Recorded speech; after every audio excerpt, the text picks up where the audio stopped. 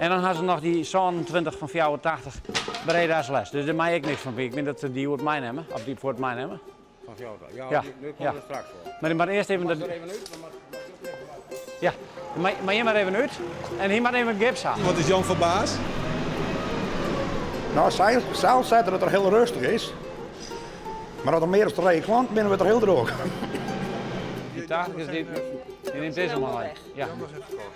Maar voor de rest is best is wat, ja. Dat best is wat. Ja.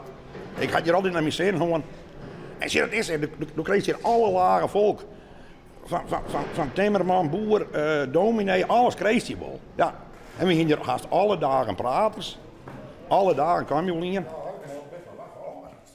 Dit is stamvol. En ik ben altijd bezig, als er wat op weer.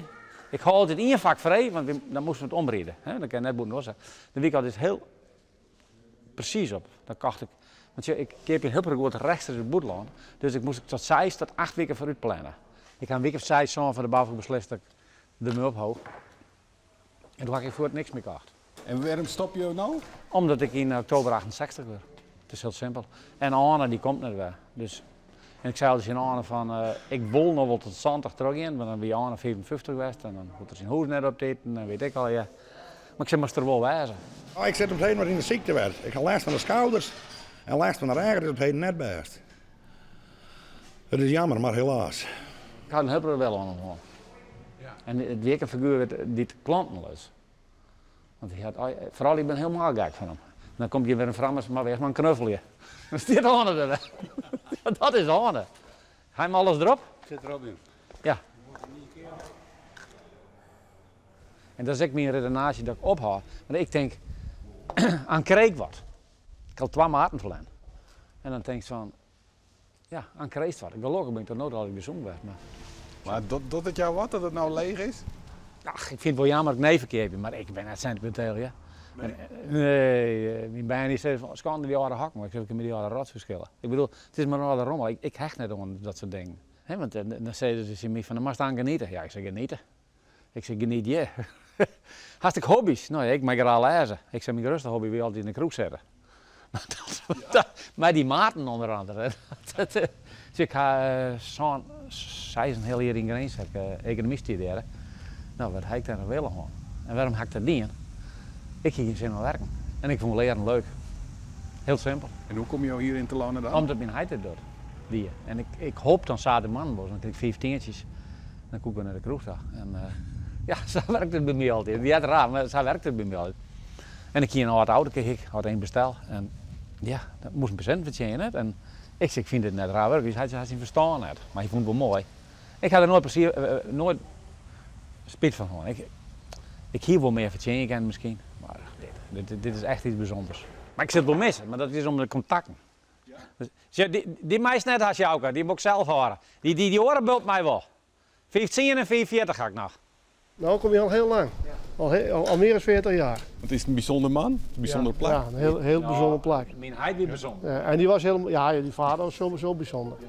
Maar deze man ook. Ja. Ja, het is alleen jammer dat hij het ophaalt.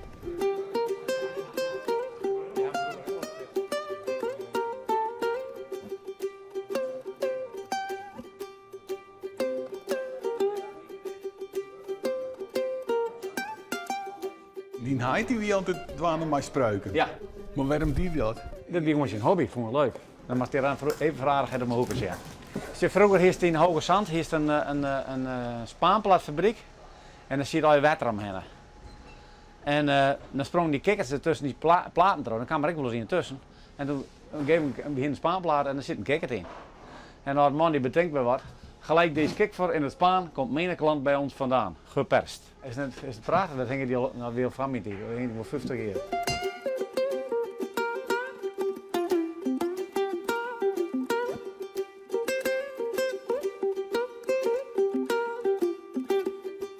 Het dier zit hier aardig stilstaan, hè? Ja, dit is, ja, hoe lang hebben we dit hok hier? Ik denk wel 40 jaar. En niks verloren. Ja, dus een internetkam, dus er is een telefoonkam, er is een pinkam. En verder niks. Nou, het man mocht niks. We moesten alle keer van een dubbeltje. Ja. We hadden er een hier op praat van je pinkam. Op een gegeven moment had er een pin. En dan kon ik nog knap. Nee, ik zei normaal weer internet. Maar net, maar ja, doe ik gewoon weer. Doe ik door internet dan. In het begin, toen ik hier in de houthandel zit, ik zit hier in het begin in de houthandel met mijn heid en mijn omke. Mijn omke wende daar, dus heid wende daar en ik wende het zien hoe. We gingen net die telefoon in het hak. Dan af is mijn stier hier de brul, of dan stier mijn moeder de brul in de telefoon. Nou, toen die eruit ging, normaal weer ik mijn telefoon in het hakken, zei dat. Moest er een kabel hierheen. Ja, toen hadden we de telefoon in het hak gekregen. Oh, maar hey, Hidde! Dan komt Hidde op televisie, Hidde. Dat gaat raar.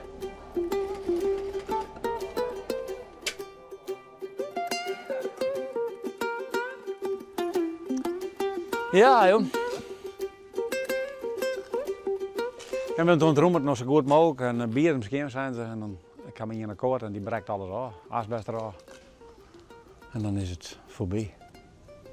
En dan?